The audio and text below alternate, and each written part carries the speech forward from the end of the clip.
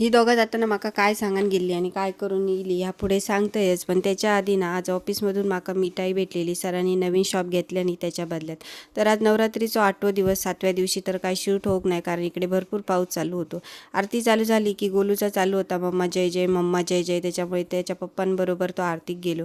तिकडून हे दोघंही जण इल्याच्या नंतर आम्ही गोलूच्या पप्पांच्या बड्डेचं केक कट करू घेतलं. आणि जेव्हापासून गोलूक समजाक लागला तेव्हापासून घरात कोणाचा पण बड्डे असा दे केक गोलूच कट करतो. आता ह्या गोष्टीचं ते का काय नवाल वाटतं ह्या तेकाच माहिती.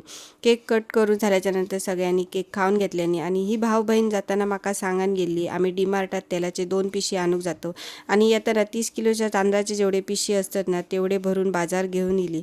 आता ह्या तुमच्याबरोबर पण असाच होता काय कमेंट करून नक्की सांगा.